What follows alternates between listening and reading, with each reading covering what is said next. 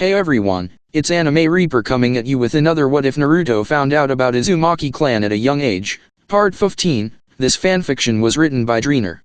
If you like this what if and want more like it, please like and subscribe to my channel and don't forget to check the description and leave a comment down below. Without further ado, let's get started.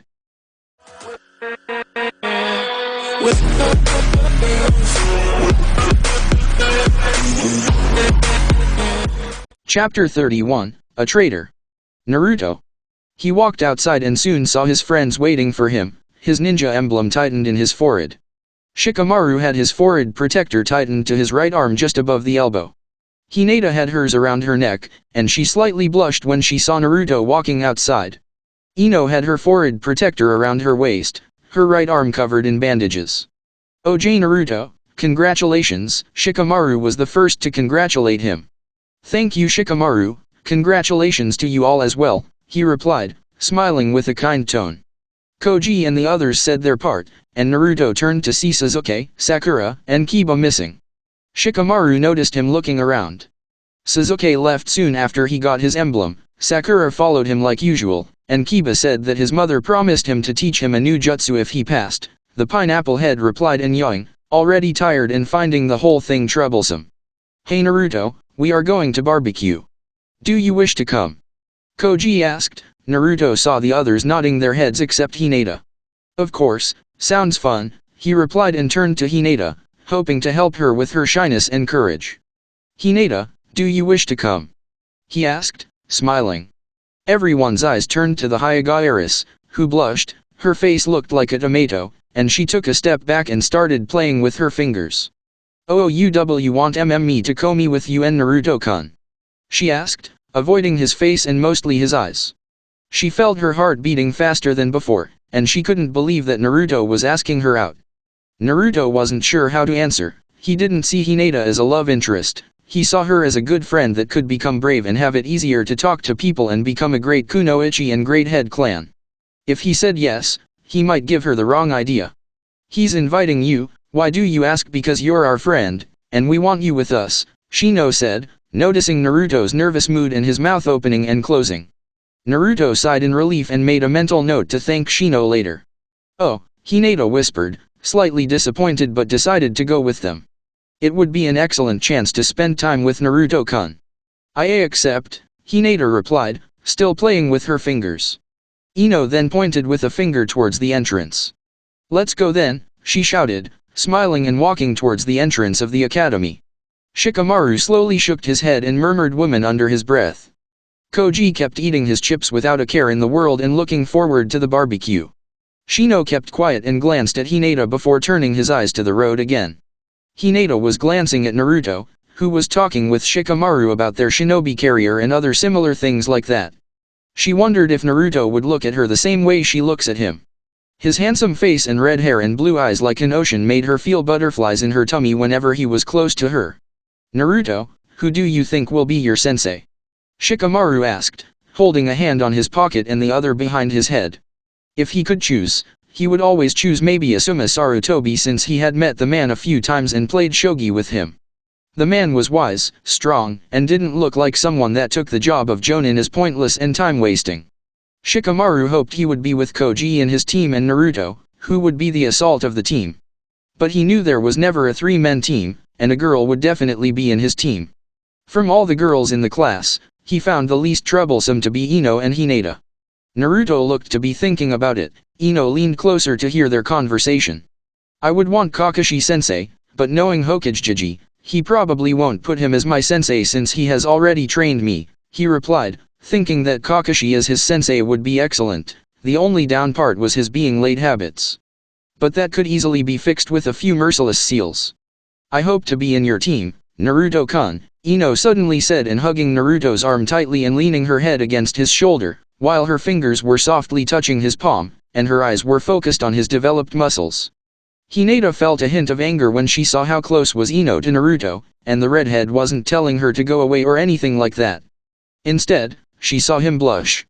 Naruto blushed slightly by the close contact with Ino and didn't help that his arm was in the valley of her breast, and her fingers caressing his palm wasn't helping. "We arrived," Koji suddenly shouted and walked inside before everyone else. The others soon followed. Naruto sat with Shikamaru and Koji, finally breaking free from Ino, while Shino sat at their right, and Ino and Hinata sat on the other side of the table. Naruto smiled but could feel the hatred gaze and the emotions of many people around the barbecue restaurant. Their glares were as clear as day. Shikamaru noticed the glares too and wondered why was that? He had seen them for a long time and had asked his father what the deal with it was, and he had responded that some people were just too stupid and some just wanted to blame someone for something that he wasn't his fault, to begin with. Shikamaru had understood he wouldn't get more answers from his Tou-san and had dropped the subject but at the same time wondered what he meant with what he said. Soon the meat was served, and Koji was the first to start cooking it, followed by Shikamaru, Naruto, and Shino. Ino looked conflicted with eating it since it might make her fat and make her less attractive. Hinata, on the other hand, wasn't that hungry for roasted meat. Naruto, can I ask you something? Ino suddenly asked, looking at the redhead. Naruto stopped moving the meat around the barbecue and turned his eyes to Ino, who slightly blushed just by his look. Yes. Naruto replied, waiting for what Ino wanted. Ino looked conflicted and started touching her chin with her index finger, her eyes showing what Naruto thought was need. Ah, what kind of girl do you like? She asked, finally finding the courage. Naruto raised his eyebrows at the question while Shikamaru murmured troublesome and slowly cut the meat with a knife.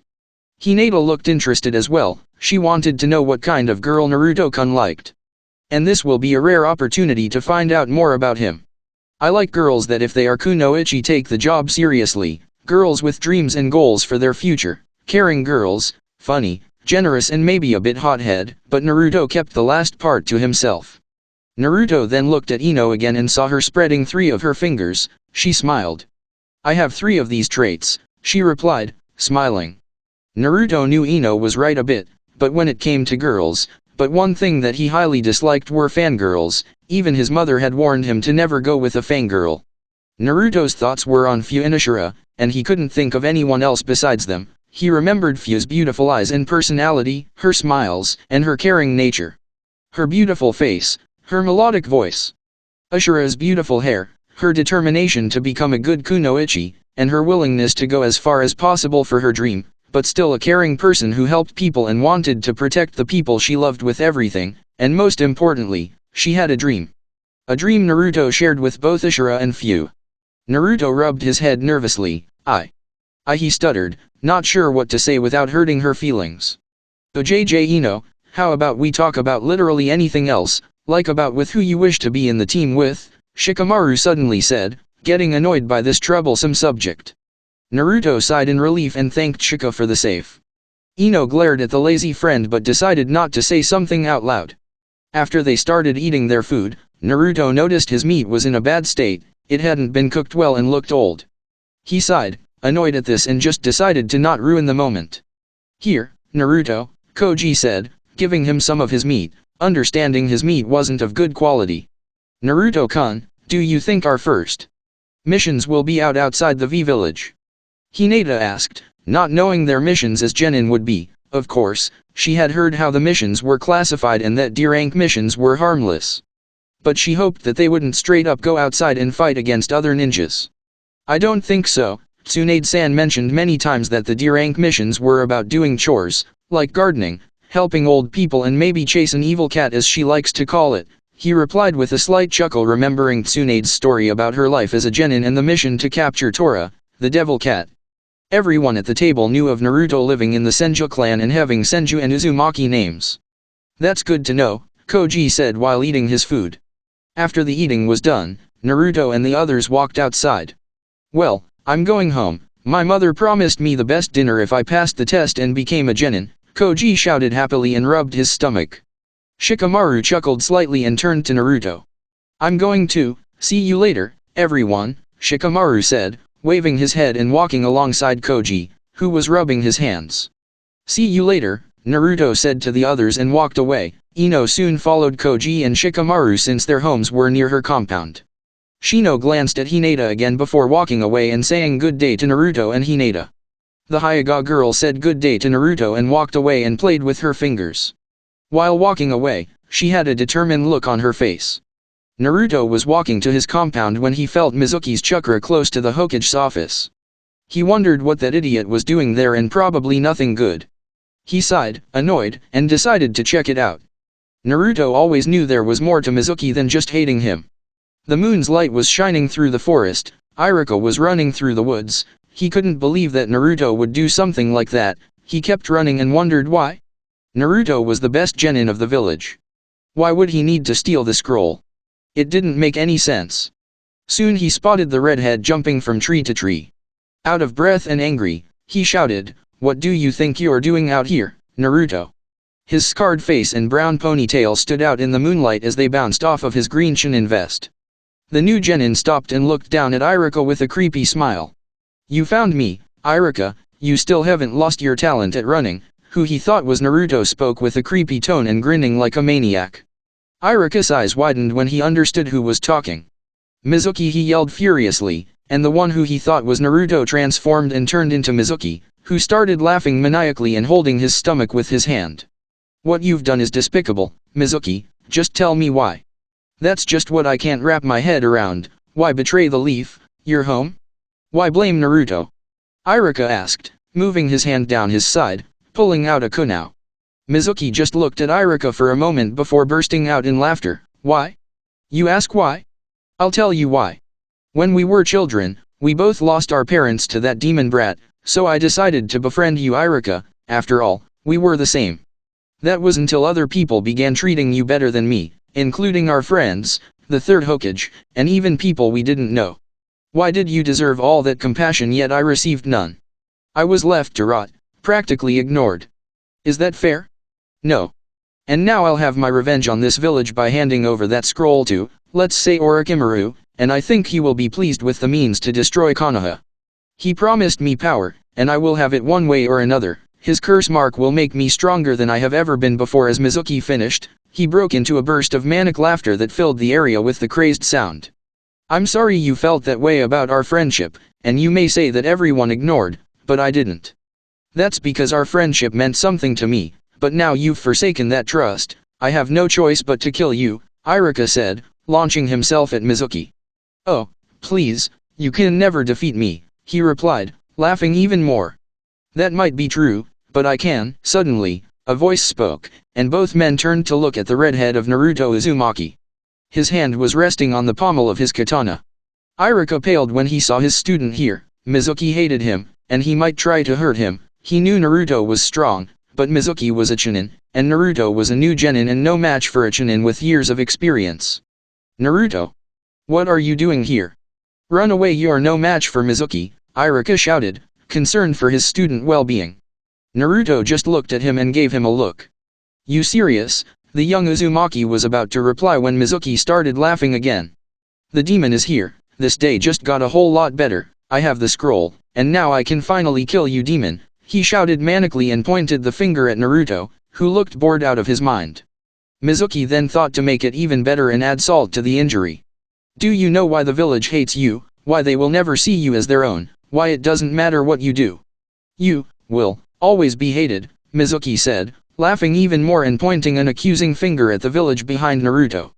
Iruka paled even more. This night could worsen. He didn't want Naruto to know, it was forbidden, and Naruto was still young to understand. He might hate the village and the Hokage for keeping it a secret. "No, Mizuki is forbidden," Iruka interjected, and shouted at his former friend. He wanted him to stop. Naruto looked even more bored but decided to tag along to annoy him even more, while Kurama looked annoyed by Naruto. "For Kami's sake, just deal with him already," he said, bored, and thinking of ways to deal with Orochimaru's sex slave. "Why does the village hates me?" Naruto asked, ignoring Kurama's words and acting as if he didn't know that already. "Everyone knows except you. Iruka's trying to hide it from you, even now. He'd do anything to shut me up," Mizuki said with a laugh at the snarl that escaped Iruka's lips. "Don't tell him, it's forbidden." Iruka tried to shout. "The decree is that no one can tell you that the nine-tailed fox is inside of you.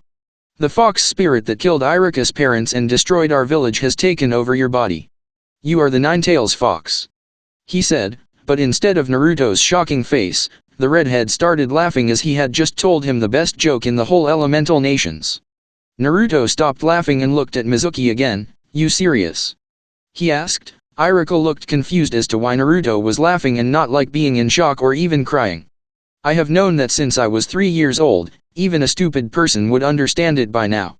I mean, everyone calls me Demon Fox and other various names that connect me with Kyuubi. It doesn't take a genius to understand that Kyuubi is sealed inside me, even the most stupid kid would understand it by now, he stated.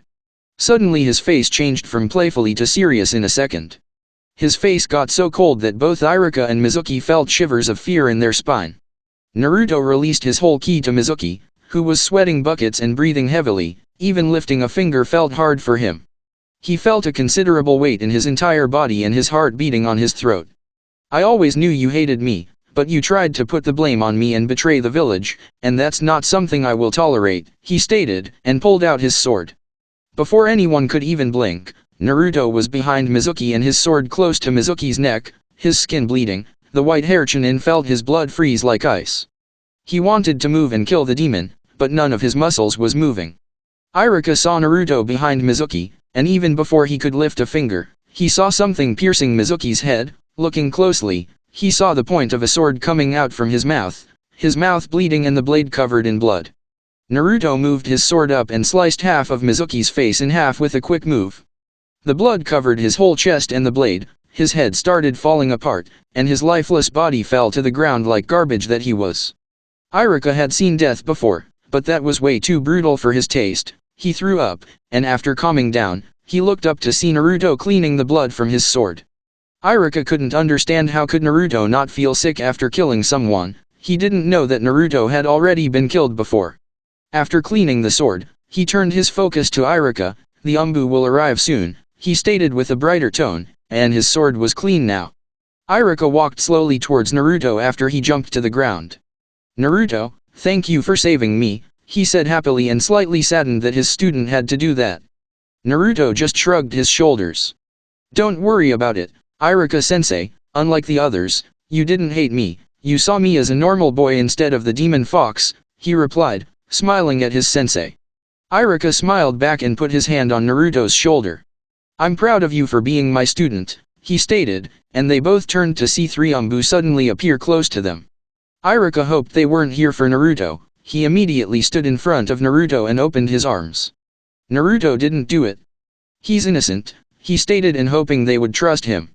Naruto eyed the Umbu in the front who had a ghost mask and no eye holes. Don't worry, Iruka, the Hokage-sama knows Naruto-san wasn't the one who stole the scroll.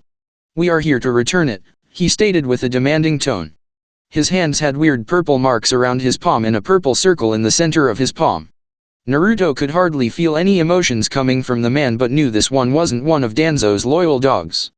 They were like stones, without any feelings. This one had but could very well hide them, and his chakra level was medium cage level. Iruka sighed in relief and turned to Naruto, who grabbed the scroll and threw it at them. Tell Hokage-sama that I said hi, he said before shunshin away and leaving leaves behind. Iruka was again impressed that Naruto knew how to shunshin, but remembering Naruto's speed, he shouldn't be surprised anymore by him. You're a very good shinobi, and I can't wait to see what you become in the future. Chapter 32, Team 7. Hokage Office. Kid, are you sure you want to take your picture like this? A photographer asked questioningly as he set up his camera. Naruto waved his hands towards him in exasperation. Yes. Now take the picture, man. The man shrugged and took the photo. Whatever, kid. Naruto grinned to himself while wearing his new headband and sat in front of the Hokage, Iruka, and other Chunin. The Hokage looked at Naruto's picture and then sighed. The Hokage held the picture up to him. Naruto and his face was covered in white paint and had red markings around his face. Naruto grinned at the sight of his picture. Come on, old man, I wanted to capture my true ways, Iruka twitched with irritation. He stood up and slammed his palms onto the table. Naruto wanted a photo like that because apparently, his father had his picture the same way. Now, listen, Naruto, you're a genin, which means you have the responsibility as one and have to act like one. Naruto wasn't paying attention to his speech because some shouts were coming towards the room. Everybody turned to stare as a young boy with spiky brown hair, black eyes, a yellow shirt, gray shorts, and a long blue scarf ran into the room holding a shuriken. The boy pointed towards the Hokage with a determined look. Old man, today's the day you die. Just as he was running towards the Hokage, he tripped over his scarf and landed on his face in pain. Naruto's sweat dropped. Who the hell is this kid? The Hokage sighed and shook his head. Konohamaru, please. The boy, named Konohamaru, slowly tried to lift his head in pain and smirked at the Hokage. I will defeat you and become the next Hokage. Just then, an older man wearing a bandana around his head and wearing some old glasses and a Jonin outfit came into the room looking worried. He gasped as he saw Konohamaru on the floor. Honorable grandson, are you alright? Naruto raised his eyebrows. Grandson. Konohamaru smirked at Naruto as he heard the shock in his voice. He swaggered over to Naruto and smirked in his face. Naruto tried not to punch this kid straight to the face. Yeah, I'm the grandson of the Hokage, what ya going to do now, weakling? With that statement, Naruto threw any rational thought out the window. He punched Konohamaru straight in his face towards the door, careful not to use any of his superhuman strength, or otherwise, the kid would break the wall. He slammed against the wall, which resulted in a bloody nose. Konohamaru looked surprised at the fact that Naruto punched him. I don't care if he's your freaking grandmother, you should show respect and not act like a brat. The Jonin, who was called Ebisu, jaw dropped at the fact that the demon brat punched Konohamaru. Honorable grandson. The Hokage sighed at the chaos forming in his office and wished he had something to drink. Naruto grumbled at the thought of that punk kid as he walked down the street. Suddenly, he felt he was being followed and turned around and almost smacked his forehead in exasperation. Behind him was a fence, but the most noticeable thing there was the sheet being held by 2 hands and the 2 feet noticeable under it. Naruto shook his head and began to walk again, the cloaked figure following him. As he rounded a corner, the figure began to pick up speed in hopes of not losing his target. As he spun around the corner, Naruto had disappeared from sight. The figure dropped his sheet and revealed Konohamaru wildly looking around for his prey. Where the heck did he go? Boo! Konohamaru jumped 2 feet in the air and jumped around to see Naruto behind him with his arms crossed across his chest. So, can you explain to me why you're following me, twerp? Konohamaru laughed shakily and pulled himself up and shook the dust off the clothes. Nice move, boss, that's why I respect you as a teacher. Naruto raised his eyebrows. Teacher? What the heck are you talking about? Konohamaru laughed and rubbed his nose. Yes, from now you are my teacher and boss, he stated and pointed the finger at Naruto, who looked slightly irritated. Very well, if you want me to be my student, I will teach you everything I know, but you have to listen to everything I say, Naruto stated with a strict tone that sent shivers in Konohamaru's body. Still, he was too excited that Naruto agreed and just immediately agreed without thinking twice. Naruto grinned and brought him to the training yard, and he told Konohamaru to stay still and not move. The child nodded and saw the redhead draw something on a blank paper before putting his opened hand in the center. Naruto smiled, approaching Konohamaru before slamming the paper on his legs. Before Konohamaru could even understand what was happening, he felt heavier, a lot heavier. Naruto grinned and took a few steps back, and just kept his gaze on him. Konohamaru tried to move a foot, but he couldn't even do that much, he felt like his legs were suddenly made of stone. What's happening? Naruto laughed. I put a weight seal on your legs, you wanted to train well, this is your chance. The seal will check your muscles and the power in them to adjust how much weight you should have, and I want you to walk like this for a month, and after you do that, come to me again, Naruto stated before he disappeared and left leaves behind. Konohamaru was sweating, and with all his strength, he took a single step. I will die like this, he thought, and put his hands on his knees and breathing heavily. He felt like he had just run around the village. But then he remembered that he wanted to train and not be treated like honorable grandson. Taking a deep breath, he took a second step. Hokage office, after 1 week. Every Jonin that will get a team this year had been called in the meeting early morning in the Hokage office. Hiruzen Sarutobi sat in his seat waiting for all the Jonins to arrive. Tsunade was on his left since she told him that she needed to discuss something with him. Amongst the Jonin gathered was a man with a beard, he was smoking a cigarette. Near him was a tall and attractive-looking raven-haired woman, with bright crimson-red eyes, wearing a single red sleeve and white patterned bandages with a ninja fishnet shit underneath it. Her name was Kurane Uehai, and close to her was Asuma Sarutobi. Amongst them were many Jonin that had arrived to discuss their new teams. Many were surprised when they saw Tsunade of the Sunin in the office. Like everyone else, even the likes of Asuma were surprised when he heard that Tsunade had returned, and most importantly, she had returned because of the kid Naruto. Asuma had nothing against the kid and was happy to hear that the kid had family apparently, and the civil council could finally shut up. Then word had spread that he had gotten the name Senju. Now he was known as Naruto Uzumaki Senju. No one really knew why the redhead had gotten the Senju name, but Asuma knew his father had his reasons. Despite not having the best father-son relationship, he still trusted his father and knew he wouldn't do something without reason. But still, despite all that Asuma knew, many around the village despised Naruto like he was Kyuubi himself, and worst of all was that amongst the people that hated Naruto were a good number of shinobi that thought of him as a monster. Asuma hoped that this foolishness of the villagers wouldn't turn to bite them in the ass later. But knowing their luck probably would. If not, most likely. Right now, they were waiting for a certain white-haired Jonin that likes to be lazy and be late. If Asuma had to guess, he would say that Kakashi either was in the memorial stone paying his respects or with his girlfriend. Asuma felt a shiver in his whole body when he thought of her, and sometimes he couldn't understand how from all the females of the Hidden Leaf Village, he decided to choose that one. Kurane noticed the sudden movement of Asuma near her and turned her eyes at him. "Anything wrong, Asuma?" she asked, slightly concerned but trying to keep quiet so the others around them wouldn't hear them.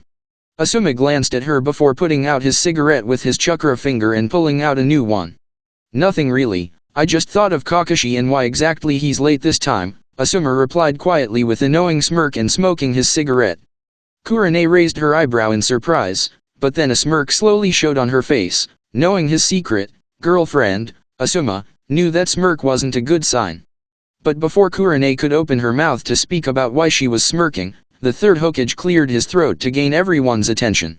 Everyone fell silent to listen to the Hokage. "Since Kakashi most likely won't come for some time, I will begin announcing the teams and their sensei," Hiruzen stated with a commanding tone. Every Jonin in the office nodded their heads in understanding and waited for Sarutobi to continue. The old Kage cleared his throat and started announcing the teams of this year. Before he knew it, something broke the window of the office and landed like a meteor. Everyone backed away except Kurane, Asuma, the third Hokage who sighed annoyed and started rubbing the bridge on his nose, and Tsunade who didn't understand why the doors were such a hard thing to use. What broke inside was what looked like a part of a tree with a pointed end, but then poofed, and from the smoke came two figures. One of them had white hair and had an eye smile, his hands resting on the hips of the woman beside who was grinning from ear to ear. "I told you, Kakashi-kun, that my method was much better," she shouted at Kakashi and then at the Jonins, who for a moment didn't understand who they were. Asuma was smiling at Kakashi, who smiled back while Kurane was shaking her head and glaring daggers at her friend for her stupid idea. It didn't take a genius to understand who came with the idea to burst into the office like you wanted to attack someone. Hiruzen sighed, tired of this and hoping that either Jiraiya or Tsunade would soon become the new Kage of the Hidden Leaf Village. Tsunade was shaking her head but still amused by their entry. Kurane had a tick mark on her forehead. "What's wrong with you, Anko?" she yelled at her friend, who kept her smile on her face. Kakashi, 15 minutes earlier. He was standing in front of the memorial stone. The light of the morning sun was shining and making everything brighter. Kakashi looked at the little tree in the pot near the stone. The tree had been decorated to look like a woman and a man holding their hands. He smiled remembering that day. Kakashi was standing as usual in front of the memorial stone, and it had been a year since he had started seriously training his little brother. He thought happy of Naruto. "You won't believe the talent your son has, Minato-san and Kushina-san. He's just like you sensei when it comes to training. He likes to study and is a very caring child. His smile and his hair reminds me a lot of you, Kushina-san. He likes to talk about Uzumaki clan. He says that he would want to visit Uzashigakure," Kakashi said, happy and smiling behind his mask. "You would be so proud of your son, both of you.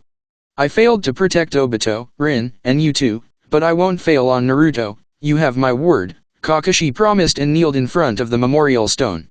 He put his hand on the grass. He kept silent for a few moments and heard footsteps behind him. "I'm sure they're proud and happy with you, Kakashi-sensei." He heard Naruto's voice walking closer to him. He turned around to see him carrying a small pot with a strange small tree that had grown. "What are you doing here, Naruto?" he asked curiously. Naruto smiled and glanced at the pot in his hands.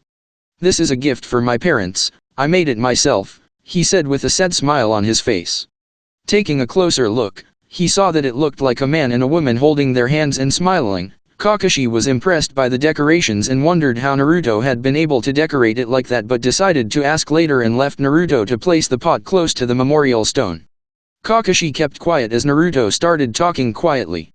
Kakashi took a few steps back to give him some privacy. "Tio-yu-chan, Kaa-chan, I know it's been some time, but I have been busy. I'm almost done completing your raise non Tio-yu-chan, I'm not sure about the name yet. I'm thinking to ask Kakashi-sensei for advice or maybe Toadjiji. I am not that good with names," Naruto said nervously with a slight chuckle. He then looked at the pot and then turned back to the memorial stone. "I hope you like my gift. It is a small one, but I think it is beautiful," Naruto said, smiling and keeping silent for a long time. He just stood there and said a small prayer for his parents, hoping they were proud of him. He took a deep breath. "I will come again once I finish the new raise non. I hope I'm making both of you proud," he said before standing up and turning to look at Kakashi, who surprisingly had removed his mask. Naruto looked surprised since he had never seen Kakashi-sensei without a mask. "Why exactly do you keep your mask, Kakashi-sensei?" Naruto asked, smiling. This time instead of smiling, Kakashi smiled. "Only important people in my life have seen me without my mask. You're amongst them." Kakashi started thinking of Rin, Obito, Minato-sensei, Kushina-san, and Anko-chan. Naruto smiled, happy that his sensei saw him as an important person. "Thank you, Kakashi-sensei," the redhead said, and Kakashi put his mask back on. Kakashi cleared his throat. "Today is the day that teams will be decided, sensei. I hope your son is in my team, but there's not much left that I can teach him, but still, I would wish he was in my team. Then there's Sasuke Uchiha. I don't know him personally, but what Naruto had told me, he's completely withdrawn and barely talks with anyone. I will try to help to move on from his revenge, Obito. I don't know if I will succeed, but I will try my best. I will see you again tomorrow same time," Kakashi said, smiling behind his mask before leaving the area. Time passed, and Kakashi started walking towards the Hokage office before someone put her hand on his visible eye. "Who's this?" A voice he recognized very well said behind him. "The Snake Mistress," Kakashi replied smiling. Anko pulled out her hand before turning him around. Before Kakashi could understand what happened, Anko moved his mask up and kissed his lips. The white hair was caught off guard before returning the kiss with passion. Soon they pulled away. Kakashi tried to catch his breath and finally calm from her sudden kiss, not that he had anything against it. "It's good to see you, Anko-chan, but I'm afraid I have to go to the meeting. This one is about my team, and I can't risk being late," he started, rubbing his hair. Anko smiled since she knew Kakashi cared to be in time this year just because Naruto has become a genin. She put an evil grin on her face before putting her open hand on his chest. "Oh, I know, that's why this year you're going to do the best entry," she stated and moving her fingers softly around his chest. Kakashi raised his eyebrows, having a few ideas but not knowing what exactly she meant by entry, but decided to tag along. Anko then put her hand on his hand and literally dragged him away. "Come now, let's show them what a good entry is all about," she shouted and pointing the finger at the Hokage's tower. Kakashi sighed, not seeing a way out of her grasp. "I have a bad feeling about this," he murmured. Now. The smoke cleared. Kakashi stood there smiling and slowly rubbing his hair and thinking why exactly they did this entry. Some of the Jonins were looking at him as if he was someone they didn't know, while Asuma was giving him a thumbs up and Kurane shaking her head in annoyance. Sarutobi just looked bored while Tsunade looked ready to hit someone. "I'm surprised you have arrived so early, Kakashi," Sarutobi stated and pointed with a hand for him to join the others. "Haha, well, I didn't have any black cat crossing my road today and no old lady to help," Kakashi replied, smiling. At the same time, the others thought that he was already 1 hour late, but for Kakashi, it was usual to be at least 2 hours late unless it was something extremely important. "Anyway, you arrived on time. I was just about to start discussing the new genins of this year," Hokage-sama stated while noticing that Anko was still here and not moving her hand from Kakashi. "Ah? Anko, why don't you leave? This is a meeting for Jonin, who will get a new team this year, and you're not a Jonin yet," Sarutobi said with a little smile. Anko clenched her teeth in annoyance. "Is it fine for her to stay? Let's just get over this," Tsunade suddenly said with annoyance and hoping for this gathering to end soon. "Very well, this year has many amazing shinobis, like Naruto Uzumaki Senju, Sasuke Uchiha, Shino Abarame, Hinata Hyuga, and many others. Rookie of the Year is Naruto, the second is Sasuke Uchiha, best kunoichi of this year is Hinata Hyuga, followed by Ino Yamanaka. The third stated but noticed the looks of disapproval amongst some of the Jonin. Deciding to ignore it, he cleared his throat and started announcing Team 1, Team 6. After their teams were announced, the Jonins left, leaving Kakashi, Kurane, Asuma, and Anko still in the office. Now is Team 7, Kakashi. You will be sensei of this team. In this team will be Sasuke Uchiha, Naruto Uzumaki Senju, and Sakura Haruno, earning a surprised look from Kakashi. Team 8 is Shino Abarame, Kiba Inuzuka, and Hinata Hyuga. He continued, earning an approval look from Kurane. Team 10 is Shikamaru Nara, Koji Akimichi, and Ino Yamanaka. He finished and wanted to continue when Kurane interrupted. Hokage-sama, don't you think Kakashi is getting the best team amongst us? I mean, I have heard of Naruto and saw the boy myself. He's quite good, and I have heard he's a prodigy, and Kakashi already has Sasuke. Kurane stating facts. I have to agree with Kurane, Asuma added and looked at the Hokage. That might be true, Kurane, but the main reason why I'm doing this is that from all the Genins of this year, I believe Naruto is the only one that can pull Sasuke away from his life of vengeance. And Sakura is reported to be the worst kunoichi of this year.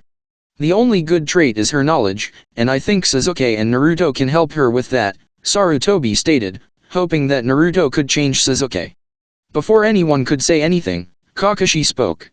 I think Asuma and Kurane might be right on this, Kakashi stated, shocking everyone in the office, even Anko, who had her mouth open since Kakashi had mentioned many times that he wanted Naruto on his team. Because of his Sharingan, Kakashi knew he would definitely have Sasuke on his team. Sarutobi gave him a look for him to continue. I have nothing against Naruto, I have already trained him for the last 4 years, but he still needs to be in a team with Genin that he's friends with, and he's the least friendly with Sasuke and Sakura. Kakashi stated sure that his little brother would like more to be in the same team, perhaps with Shikamaru or Koji or even Shino. He knew of his dislike towards the village, and possibly being in the same group with a good friend would probably help with that. Sarutobi thought about what Kakashi said and put his finger on his chin. He still believed that Naruto in the same team as Sasuke and Sakura would be better. They would be the assault team. Ino Shikakujo would be the support team, and Team 8 would be the tracking team. I understand your thinking, Kakashi, and perhaps another time, I would agree with it, but I think Naruto can be a great help to Sasuke and Sakura, he replied, and Kakashi smiled behind his mask. Very well, you can leave now, Sarutobi stated, and all the Jonins left, leaving him with Tsunade looking annoyed. I still think Jiraiya should train Naruto. I mean, no offense to Kakashi, but there's isn't much left he can teach Naruto-kun, Tsunade said. She had requested from her sensei that Jiraiya should be Naruto's sensei, but he had stated that Naruto needed ties with the village, and having more friends apparently would help with that. Tsunade knew Naruto's wish to rebuild Uzumaki, which meant abandoning Konoha and becoming a missing nin. Tsunade decided to stop thinking about that and decided to focus on the present. I understand, Tsunade, but Naruto will do better to have friends of his age around, and not just Jiraiya, he stated, and Tsunade decided to drop the subject.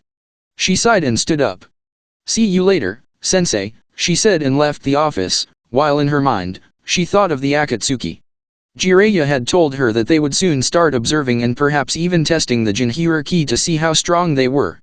She hoped Naruto was enough prepared. It would take 3 more years, according to the spy, until they start capturing the Jinchuriki. Jiraiya had said that he hoped to teach Naruto Sage Chakra and learn to fully control Kyuubi's chakra before the Akatsuki attacked. When it came to the medic, Naruto was good enough. Because of the Kyuubi and a large amount of chakra he has, Naruto probably would never reach the levels needed, but Sage Chakra could probably help him if he got injured. Naruto. He was walking through the streets of Konoha. He was making his way to the academy. Today the teams would be announced. The redhead had asked Kakashi-sensei if he could tell him, but the lazy sensei had kept his mouth shut. Naruto smiled and hoped he was on the same team as Shikamaru or perhaps Koji. He hoped to God that Sakura wasn't in his team. That would be an absolute disaster. Naruto sighed and thought that maybe having Ino in the team wouldn't be so bad. From all the girls in the class except Hinata, she was the second to take the job of kunoichi seriously. Naruto heard whispers from the crowds pointing fingers at him. The word that Naruto had defeated Mizuki had spread quickly and had mixed reactions.